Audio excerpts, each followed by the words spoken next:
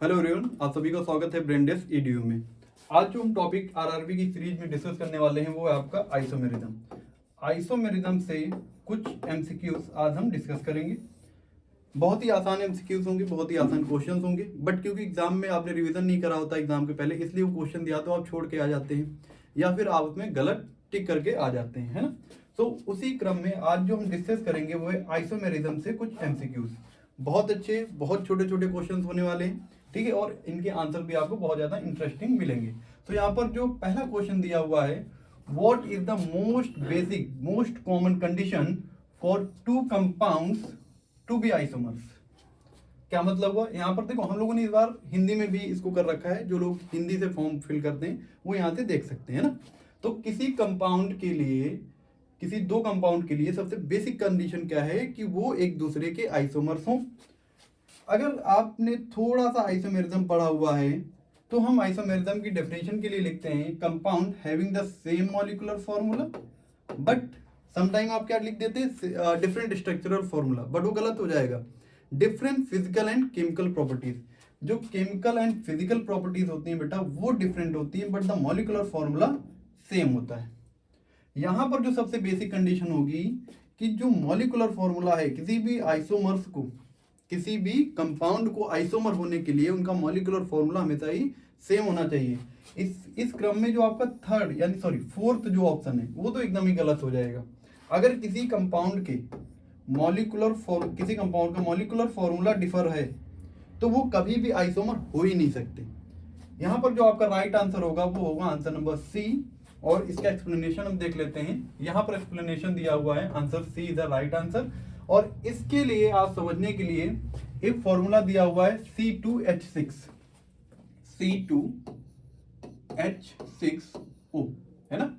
अब आप समझिए कि मॉलिक्यूलर फॉर्मूला ये है, अगर मैं इसके आइसोमर्स बनाऊं तो CH3O CH3, अभी भी फॉर्मूला यही रहेगा C2H6O। एक और हम इसका बना सकते हैं CH3 CH2OH। तो ये अल्कोहल है बेटा, सेकेंड नंबर ये अल्कोहल है, और ये फर्स्ट नंबर क्या है, ईथर है। बट दोनों के अगर हम फॉर्मूला की बात करेंगे, दोनों के फॉर्मूला कैसे हैं, सेम है।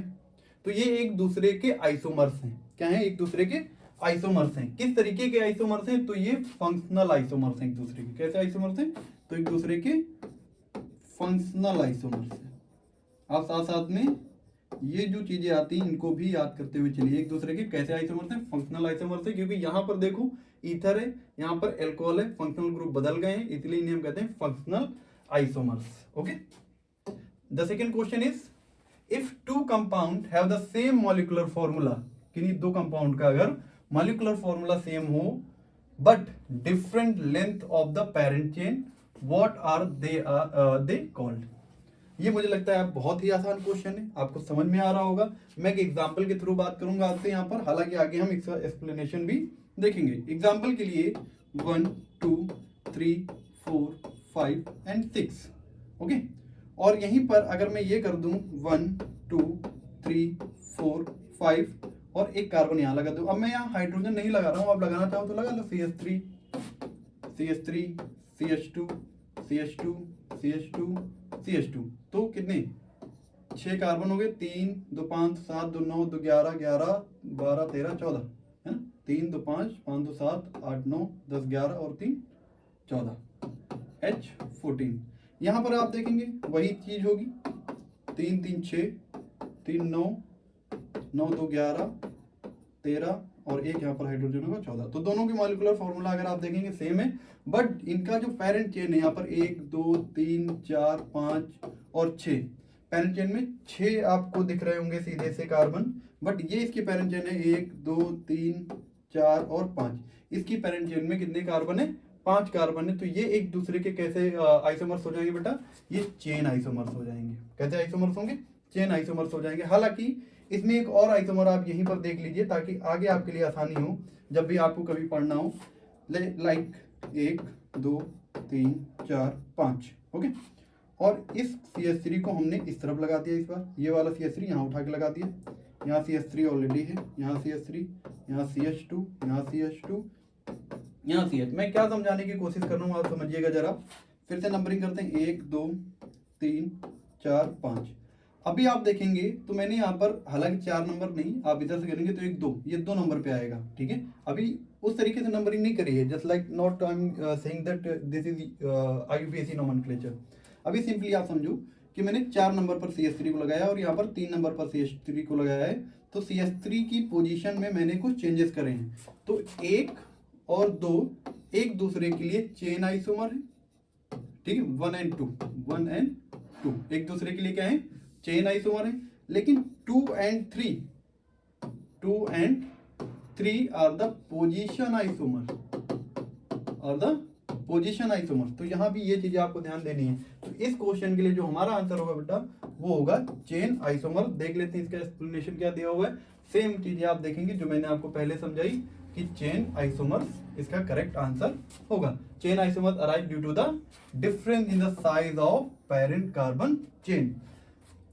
जो आपके चेन आइसोमर्स होंगे उनकी जो पेरेंट चेन होगी उसमें नंबर ऑफ कार्बन अलग होंगे। बस इतनी सी बात आपको समझनी। Question number next, which of the following is a typically a functional isomer of the alcohol. समझो जरा ध्यान से, इसको समझो। एल्कोहल की अगर हम बात करते हैं लाइक CH3 CH2 OH, ये मान लेते हैं एल्कोहल है, ठीक है। और इसी का अगर मैं बनाऊं CH3O CH3, मुझे लगता है शुरू में नहीं बनाया था आपको। तो यहां आप ध्यान से देखो, ये 1 नंबर एल्कोहल है, दूसरा नंबर ईथर है। तो यहाँ जो आपका ऑप्शन होने वाला है वो ईथर होने वाला है। देख लेते हैं नेक्स्ट हम इसका answer number C, ether is the correct answer. और वही चीज जो मैंने आपको वहां पर बताई लाइक CH3 CH2 OH। आप यहाँ पर देखिए मैंने यही आपको बताया CH3 CH2 OH, CH3 CH3 और बीच में आपका ऑक्सीजन आ जाएगा। वही चीज यहाँ पर बताई गई डाई मिथाइल ईथर।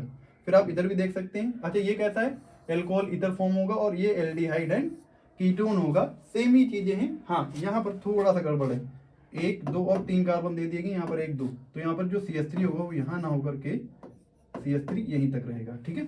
ध्यान देना है, थोड़ा सा गलत हो गया है, इसे आप यहाँ से हटा सकते हैं। नेक्स्ट क्वेश्चन हम देख लेते हैं। What is mandatory for a ketone to exhibit tautomerism? अब ये क्वेश्चन है बेटा आपके टोटोमेरिज्म से, समझो जरा। What mandatory for ketone to exhibit tautomerism? Options are beta hydrogen होना चाहिए, एटलीस्ट 1 अल्फा हाइड्रोजन होना चाहिए, ओनली sp2 कार्बन होने चाहिए, या फिर डबल बॉन्ड होना चाहिए। देखो डबल बॉन्ड की कंडीशन तो हटा ही दो, sp2 भी आप हटा दो, नहीं हो सकता। यहाँ जो आपके लिए आंसर होने वाला है वो है एटलीस्ट 1 अल्फा हाइड्रोजन होना चाहिए। क्यों होना चाहिए इसको समझने के लिए हम नेक्स्ट एक्सप्लेनेशन पे जाते हैं। यहाँ पर आपको एक स्ट्रक्चर दिख रहा होगा और इस स्ट्रक्चर में आपको ध्यान देना है कि जहां पर कार्बोनिल कार्बन लगा हुआ है, जो कार्बोनिल ग्रुप है, ठीक है, ये वाला, इसके रिस्पेक्ट में ये और ये अल्फा कार्बन। तो अगर आपको टोटोमेरिज्म पढ़ना है, मेरा एक वीडियो देखिएगा जीपेट रिवीजन सीरीज में, मैंने टोटोमेरिज्म को समझा रखा है। रूल क्या कहता है, लाइक इसे अगर हम x माने, इसे y माने और इसे z माने, ठीक है, ये हमारे लिए z हो जाता है। तो z कैन बी ऑक्सीजन, ये क्या क्या हो सकता है, ऑक्सीजन, कार्बन, नाइट्रोजन, सल्फर, ये हो सकता है। और जो हमारे पास y है, y can be any atom, y कोई एक एटम हो सकता है, यहाँ पर कार्बन है। और x एक एटम हो सकता है, वो एटम जिसके पास हाइड्रोजन होने चाहिए। x कौन सा एटम हो सकता है, वो एटम जिसके पास हाइड्रोजन होने चाहिए। x can not itself for hydrogen, x खुद हाइड्रोजन नहीं होना चाहिए, x के पास हाइड्रोजन होने चाहिए। और इस कंडीशन में इसके अगर रिस्पेक्ट में हम बात करेंगे तो ये और ये अल्फा कार्बन कहलाते हैं, और इन अल्फा कार्बन पर लगे हुए हाइड्रोजन अल्फा हाइड्रोजन कहलाते हैं, ठीक है ना। तो यहां से 1,3H माइग्रेशन होता है। देखो अगर हम इसको 1 2 और 3 बोल दें तो 1 से 3 पर H जाता है, या इधर से भी सकता है इधर से भी सकता है। 1 से क्या होता है 3 पर H जाता है, तो डबल बॉन्ड दूसरी तरफ आता है, ऐसे समझो। लाइक उसी एग्जांपल को हम दूसरी तरीके से समझते हैं, CH3 CO CH3, ठीक है। अब वहां पर CH3 CH2 कर दिया गया, तो परेशान नहीं होना है, बात वही है। अब मैं ये कह रहा हूं कि ये अल्फा कार्बन है, ये भी अल्फा कार्बन है, अल्फा कार्बन से लगे हुए हाइड्रोजन भी अल्फा हाइड्रोजन कहलाएंगे। तो अल्फा हाइड्रोजन का होना बहुत इंपॉर्टेंट कंडीशन है, ठीक है। अब समझो जरा, अगर यहां से मैं ये कहूं कि एक हाइड्रोजन इधर शिफ्ट होगा तो ऑब्वियसली डबल बॉन्ड इधर शिफ्ट होगा, तो क्या ये बनेगा CH3 COH double bond CH2। इसे कहते हैं कीटो इनॉल आइसोमेरिज्म, कीटो इनॉल आइसोमेरिज्म भी कहते हैं, और इसी को हम टॉटोमेरिज्म कहते हैं। ये एक दूसरे के क्या है, टॉटोमर्स हैं। तो होपफुली आप ये बात समझ गए होंगे, ठीक है। नेक्स्ट क्वेश्चन डिस्कस कर लेते हैं। What is the different arrangement of alkyl group on either side of polyvalent functional group called? या फिर हिंदी में अगर हम बात करें, द्विसंयोजी क्रियात्मक समूह के दोनों ओर एल्किल समूहों की भिन्न व्यवस्था को क्या कहा जाता है? ठीक। अच्छा, यहाँ जो द्विसंयोजी लिखा हुआ है इसे बहुसंयोजी भी आप कह सकते हैं, अपनी सहूलियत के अकॉर्डिंग आप देख सकते हैं। समझो जरा, कोई एक पॉलीवेलेंट एटम है, उस पॉलीवेलेंट एटम के दोनों तरफ जो एल्काइल चेन लगी हुई है, अगर उसके नंबर में कुछ बदलाव आते हैं तो वो किस तरीके के आइसोमर्स होंगे, ये चीज आपसे बताई गई है। चेन हमने पहले ही पढ़ लिया, पोजीशन मैंने आपको बता दिया है, टॉटोमेरिज्म मैंने आपको बता दिया है। अब आपके पास एक ही ऑप्शन बचता है और वो है आपका मेटामर्स। तो ये क्या होंगे, मेटामर्स होंगे। समझो जरा कैसे, समझो ये कैसे मेटामर्स होंगे। अगर मैं बात करूं CH3 CH2O CH2 CH3 एक ये कंपाउंड हो सकता है, ठीक है। और इसी के आइसोमर्स की अगर मैं बात करूं CH3O CH2 CH2 CH3। अब यहां पर ध्यान से आप देखो, इसके एक तरफ 2 कार्बन है, एक तरफ 2 कार्बन है, यानी 2 कार्बन यहाँ है, 2 कार्बन यहाँ है, लेकिन ऑक्सीजन के इस तरफ 1 कार्बन है और इधर की तरफ 3 कार्बन है। तो ये एक दूसरे के क्या होंगे, ये एक दूसरे के मेटामर्स होंगे, और ये क्या शो करेंगे, मेटामेरिज्म। क्या शो करेंगे, मेटामेरिज्म। एक्सप्लेनेशन को हम इधर देख लेते हैं, और सेम आपको चीज यहाँ बताई गई है, CH3 CH2 CH2 CH3। Ethyl और इथाइल यहाँ पर आपको दिया गया है, और एक तरफ मिथाइल एक तरफ प्रोपाइल कर दिया गया।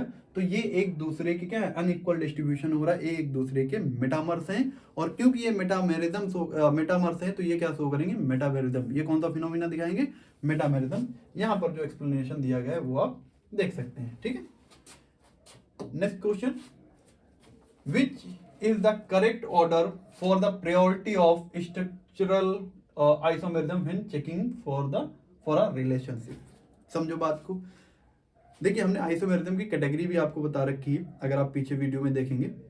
इसमें क्या होता है, स्ट्रक्चरल और स्टीरियो दो तरीके का आइसोमेरिज्म है। स्ट्रक्चरल आइसोमेरिज्म की पर्टिकुलरली बात करी गई है। यहाँ पर हम जो देखेंगे, देखो आपको 4 ऑप्शन दिए गए हैं, chain position ring, position functional metamers, ring tautomers, functional metamers, position chain metamers. आप सिंपली याद रखिए RTFMCNP, this is the order. R यानी रिंग चेन, T यानी टॉटोमर्स, F यानी फंक्शनल, M यानी मेटामर्स, C यानी चेन, P यानी positional isomers. ये ऑर्डर है। सबसे ज्यादा हायर प्रायोरिटी इसको, फिर उसके बाद ये, फिर ये, फिर ये, फिर ये, फिर ये। अब आप देख लो कि इस अकॉर्डिंग, ठीक है, RTFMCP के अकॉर्डिंग कौन सा ऑप्शन आपके लिए सही होगा। तो RTFM यानी option number C is correct answer. ये ऑर्डर होगा, ये ऑर्डर आपको याद करना पड़ेगा। अगर कोई 2 आइसोमर देखने में एक जैसे लग रहे हैं तो फिर आप क्या करोगे, आप इस ऑर्डर को देखोगे, ठीक है, इस ऑर्डर को आपको देखना पड़ेगा। अगर कभी ऐसी कंडीशन आ जाए कि 2 आइसोमर आपको एक जैसे दिख रहे हो। एक्सप्लेनेशन के लिए हम नेक्स्ट देख लेते हैं यहाँ पर। अच्छा, याद कैसे रखोगे, तो याद करने के लिए एक निमोनिक्स भी यहाँ पर दिया हुआ है। अगर आपको ऐसे याद नहीं होता तो उसके थ्रू याद करिए, आपकी अपनी मर्जी है। क्या है निमोनिक्स, रात को FM चलाओ प्यार से, ठीक है, यानी RT रात, ठीक है, और को आप बीच में कर लीजिए, FMC से चलाओ, P से प्यार से, ठीक है। तो इस तरीके से आपको याद करना हो तो ऐसे याद कर लीजिए, आपकी अपनी मर्जी है। लेकिन RTFMCP भी कोई बहुत RTFMCP, ठीक है, RTFMCP 1 2 3 4 5 6, ये भी कोई बहुत ज्यादा कठिन नहीं है, ठीक है। नेक्स्ट हम बात कर लेते हैं अगले क्वेश्चन के अपने। What is carbon atom attach to 4 different group. बहुत ही आसान क्वेश्चन है, ऐसे क्वेश्चन तो हो सकते हैं आपसे पूछे भी ना, बट क्योंकि आपको चीजें आनी चाहिए। क्या हो अगर कार्बन से 4 लाइक यहाँ पर Cl हो, यहाँ पर H हो, यहाँ पर CH3 हो, यहाँ पर मान लेते हैं Br हो, तो वो कार्बन क्या कहलाएगा? Anomeric carbon. So anomeric carbon के लिए मैं बता दूं, जो ग्लूकोज में C1C2 वाली पोजीशन होती है, बहुत ज्यादा रिएक्टिव होती है, वो एनोमेरिक कार्बन कहलाते हैं। Vinyl carbon CH double bond CH और इधर एल्काइल, तो ये विनाइल कार्बन कहलाते हैं।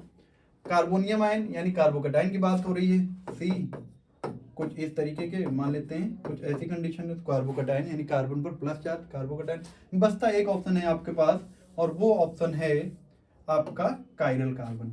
इफ एनी कार्बन जिसकी चारों वैलेंसीज अलग अलग होती हैं उसे हम कहते हैं कायरल कार्बन। ठीक है, यहां पर आप देख सकते हैं। अच्छा, कायरल कार्बन एक चीज आपको समझनी पड़ेगी जब आप आगे और आइसोमेरिज्म पढ़ेंगे, तो chiral carbon is a primary condition for the optical activity.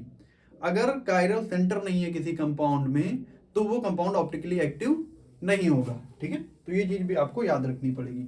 Second thing, next question, अगला क्वेश्चन यहां पर है,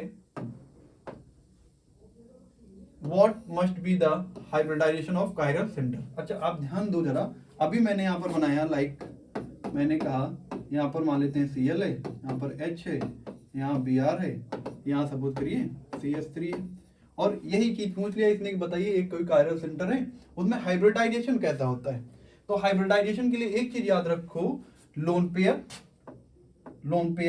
ठीक है, lone pair plus number of sigma bond, बस इतनी कंडीशन याद रखो, आपके लिए इनफ है। Number of lone pair and sigma bond, जहां लोन पेयर ना दिखे सिर्फ सिग्मा बॉन्ड देख लो। तो यहाँ पर सिग्मा बॉन्ड कितने, 1 2 3 और 4 हैं। अगर 4 सिग्मा बॉन्ड हैं, इससे पहले का जो हमने क्वेश्चन देखा उसमें हमने कहा कि कोई कायरल कार्बन तब कायरल होगा जब उसकी चारों वैलेंसीज अलग होंगी, यानी 4 सिग्मा बॉन्ड चाहिए। और अगर 4 सिग्मा बॉन्ड है तो उसे हम कहते हैं sp3। क्या कहते हैं, sp3। अगर मान लो कुछ ऐसा होता कि 3 सिग्मा बॉन्ड होते, कुछ ऐसी कंडीशन हो जाती, C double bond C H और यहाँ पर CH3, तो 1 2 3 4 ये 2 कंप्लीट हो गई। अब क्योंकि चारों वैलेंसीज कार्बन की, यहाँ पर कार्बन की चारों वैलेंसीज सेम अलग है ही नहीं, यहाँ तो डबल बॉन्ड हो गया, 4 वैलेंसी ही नहीं है, 4 अलग ग्रुप ही नहीं लगे, तो ये कार्बन कायरल नहीं होता। कायरल कार्बन होने के लिए sp3 हाइब्रिडाइजेशन का होना जरूरी है। देख लेते हैं एक्सप्लेनेशन में, यहाँ पर आप देख रहे हैं एक्सप्लेनेशन में क्या दिया हुआ है, जो क्वेश्चन है आपका, जो आंसर है वो है sp3 हाइब्रिडाइजेशन होना चाहिए। For an atom to have 4 different group attached to it must be sp3 hybridised. Okay, so next question क्या है हम देख लेते हैं। Which instrument is used to measure the rotation of plane polarised light. पहले तो हम समझेंगे कि प्लेन पोलराइज्ड लाइट होती क्या है, और इंस्ट्रूमेंट की बात करेंगे तो बड़ा ही आसान है, आप लोगों को शायद पता भी होगा, barometer, polarimeter, manometer, colorimeter. So ये सारी चीजें अगर हम देखें तो polarimeter is use to detect the rotation of PPL. लेकिन बात हम करेंगे पीपीएल क्या होती है, ध्यान से समझो। यहाँ पर जो एक्सप्लेनेशन आपको दिया गया है उस एक्सप्लेनेशन में देखेंगे तो एक आपको बल्ब दिख रहा होगा, दिस वन। यहाँ से ये क्या है, कॉमन लाइट है, इस कमरे में जो लाइट जल रही है वो भी कॉमन या फिर इसी को बोल देते हैं ऑर्डिनरी लाइट है। और आगे जो पोलराइजर रखा हुआ है एक्चुअली प्रिज्म होता है। ठीक है, ये क्या करता है, यहाँ से जो लाइट जा रही है वो कुछ इस तरीके की लाइट होगी, लाइक दिस, मतलब चारों तरफ ये फैल रही होगी। ठीक है, यहाँ जो बल्ब लगे हो क्या कर रहे, चारों दिशाओं में लाइट वो फैल रही है। लेकिन जब वो प्रिज्म से हो करके लाइट आगे गुजरती है तो कोई एक डायरेक्शन की लाइट रह जाती है। यहाँ पर जो आप ये एरो देख रहे हो, ये जो लाइट है इसे हम बोलते हैं unidirectional light, unidirectional light. ठीक है, ये कैसी लाइट, यूनी डायरेक्शनल, मतलब एक ही डायरेक्शन में जाएगी। After that there is a simple tube, एक सिंपल ट्यूब होती है और सिंपल ट्यूब में आपका सिंपल फिल होता है। और सिंपल से हम पता क्या कर रहे हैं, फिर हम देख रहे हैं कि कोई सिंपल ऑप्टिकली एक्टिव है या नहीं। देखो, ऑप्टिकली एक्टिव होने की कंडीशन मैंने पहले भी बताई कि कंपाउंड कायरल होना चाहिए। ठीक है, और कायरल होगा तो क्या करेगा, तो वो ये करेगा कि प्लेन पोलराइज्ड लाइट को रोटेट कर देगा, या तो क्लॉकवाइज रोटेट करेगा या तो एंटी क्लॉकवाइज रोटेट करेगा। और जब वो रोटेट कर देगा तो हम इधर से एनालाइज कर देंगे, और इस पूरे इंस्ट्रूमेंट को हम कहते हैं पोलैरीमीटर। एक चीज आप यहाँ पर ध्यान से समझ लीजिए, एक चीज आप यहाँ पर एकदम ध्यान से समझ लो, अगर कभी ऐसा हो कि आपका जो कंपाउंड है वो पीपीएल को, पीपीएल यानी plane polarised light, plane polarised light समझ के, ये जो यूनिडायरेक्शनल लाइट है इसी को बोलते हैं पीपीएल, पीपीएल, ठीक है। अगर कभी पीपीएल क्लॉकवाइज रोटेट हो जाए, और रोटेट करेगा कौन? रोटेट करेगा सैंपल। कौन रोटेट करेगा? सैंपल। तो उस तरीके के सैंपल को हम कहते हैं डेक्स्ट्रो रोटेटरी, ठीक है। और अगर कभी ऐसा हो कि पीपीएल आपकी एंटी क्लॉकवाइज रोटेट हो जाए तो उसे हम कहते हैं लीवो रोटेटरी, ठीक है। और कभी अगर ऐसा हो, कभी ऐसा हो कि जो पीपीएल है वो अनअफेक्टेड हो, है ना, कैसी हो? अनअफेक्टेड, यानी वो रोटेट ही ना हुई हो, तो ऐसे कंपाउंड्स, देखो इन कंपाउंड क्या कहेंगे कि ये कंपाउंड डेक्स्ट्रो रोटेटरी है, इसे कहेंगे ये कंपाउंड लीवो रोटेटरी है। लेकिन अगर कोई कंपाउंड पीपीएल को कुछ कर ही नहीं रहा है, ना क्लॉकवाइज घुमा रहा है ना एंटी क्लॉकवाइज घुमा रहा है, तो उसे इस तरीके के कंपाउंड को हम कह देते हैं ऑप्टिकली इनएक्टिव कंपाउंड। क्या कह देते हैं? Optically inactive compound. तो होपफुली आपको यहाँ से कई सारी चीजें क्लियर हो गई होंगी। नेक्स्ट क्वेश्चन हम देख लेते हैं। अच्छा, यहाँ पर ध्यान देना, ऑप्टिकली इनएक्टिव का अभी आगे हम और थोड़ा सा यूज करने वाले हैं, ठीक है। हम देखेंगे कि ऑप्टिकली इनएक्टिव जो कंपाउंड पीपीएल को नहीं घुमा पाते वो ऑप्टिकली इनएक्टिव होते क्यों हैं, आगे देखेंगे हम इसी को, इन्हीं क्वेश्चंस में। तो यहाँ पर जो नेक्स्ट क्वेश्चन होगा, if a plane of symmetry is present in a molecule the molecule will be. अगर किसी कंपाउंड में प्लेन ऑफ सिमेट्री प्रेजेंट हो, और प्लेन ऑफ सिमेट्री को समझने के लिए आप इस बटरफ्लाई को देख सकते हैं। इसका मतलब ये हो कि अगर किसी कंपाउंड को दो पार्ट में डिवाइड करें तो वो इक्वल पार्ट में डिवाइड हो जाए और वो दोनों पार्ट एक दूसरे की इमेज हो, मिरर इमेज हो, ठीक है। और ऐसे कंपाउंड जो एक दूसरे की मिरर इमेज होंगे, यहां पर समझिए, जो एक दूसरे की क्या होंगे? मिरर इमेज होंगे, वो हमेशा ही ऑप्टिकली इनएक्टिव होंगे। वो क्या होंगे? ऑप्टिकली इनएक्टिव होंगे। अभी मैं आगे थोड़ा सा आपसे डिस्कस करूंगा कि ऑप्टिकली ये इनएक्टिव होंगे क्यों, लेकिन अभी के लिए आप समझिए, अगर किसी कंपाउंड में plane of symmetry, centre of symmetry या फिर एक्सिस ऑफ सिमेट्री प्रेजेंट हो, मैं क्या कह रहा हूं? Plane of symmetry POS, centre of symmetry COS, axis of symmetry AOS, इन तीनों में से कुछ भी प्रेजेंट है तो हम कहेंगे वो कंपाउंड ऑप्टिकली इनएक्टिव होगा। क्या होगा? ऑप्टिकली इनएक्टिव होगा। तो थोड़ा सा समझ लेते हैं कि प्लेन ऑफ सिमेट्री क्या होती है। प्लेन ऑफ सिमेट्री समझने के लिए आप ऐसे समझिए, COH C और यहाँ पर भी 1 2 3 COOH, इधर OH, इधर OH, इधर H और इधर H। अब समझो इस कंपाउंड को अगर हम यहाँ से कट करें तो आप पाएंगे ये इक्वल पार्ट में डिवाइड हो जाएगा, एकदम इक्वल पार्ट में कट जाएगा। इसका मतलब ये हुआ कि इसमें कौन सी? Plane of symmetry present. इसमें क्या प्रेजेंट है? प्लेन ऑफ सिमेट्री प्रेजेंट है। और अगर इस कंपाउंड में प्लेन ऑफ सिमेट्री प्रेजेंट हो तो ध्यान से समझिएगा कि ऑप्टिकली इनएक्टिव क्यों होगा। ध्यान से समझना जरा, अगर आपने थोड़ा सा भी आइसोमेरिज्म को ध्यान से पढ़ा है कभी, तो आप इसे देंगे प्रायोरिटी नंबर 1, ठीक है। इसकी प्रायोरिटी होगी 2 और इधर आएंगे तो प्रायोरिटी 3 और ये 4। 1 से चलिए 2, 2 से चलिए 3 की तरफ, तो हम कैसे घूम रहे हैं? Anti clockwise.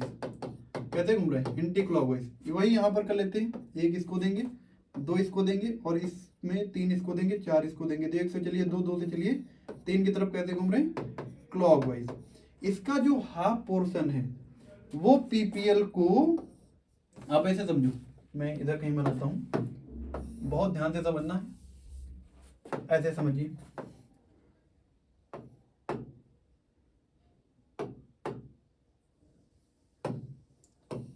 ये मान लेते हैं हमारे पास पीपीएल, ठीक है।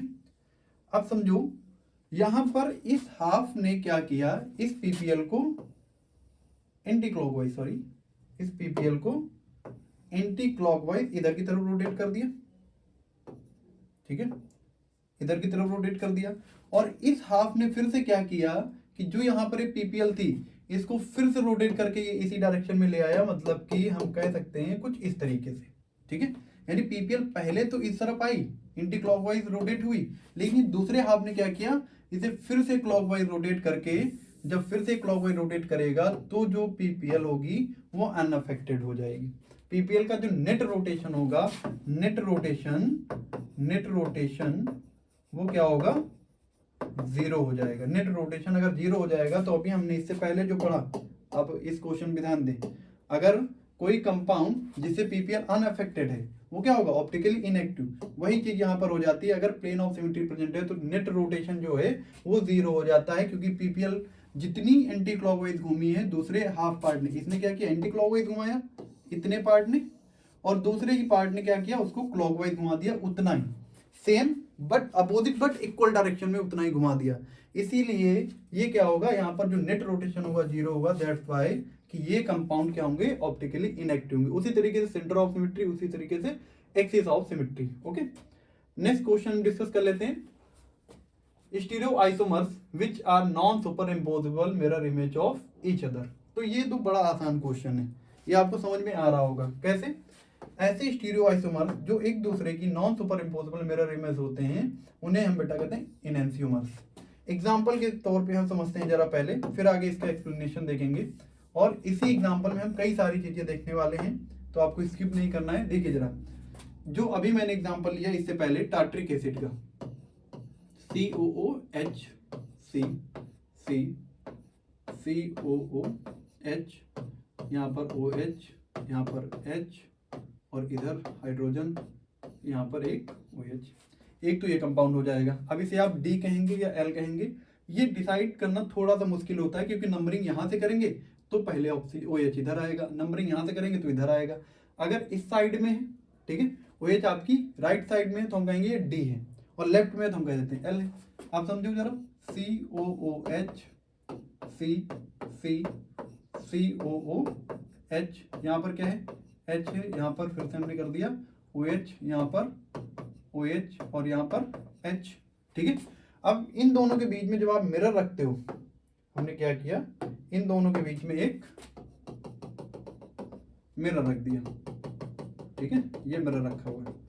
और इसको जब पलट के इसके ऊपर रखोगे, जैसे ये हाथ दिखाया गया यहाँ पर, इसको मैं अगर ऐसे रखता हूँ, देखो ऐसे हाथ है, एक दूसरे के ऊपर क्या है, सुपर इम्पोज हो रहे हैं, जो जैसे आना चाहिए उसी के ऊपर आ रहा है, सुपर इम्पोज हो रहे हैं, तो ये एक दूसरे के ऊपर सुपर इम्पोज हो जाएंगे। इसीलिए ये, इसको अगर मैं एक बोलता हूँ, इसको दो कहता हूँ, तो 1 and 2 आर द इनएंसियोमर्स।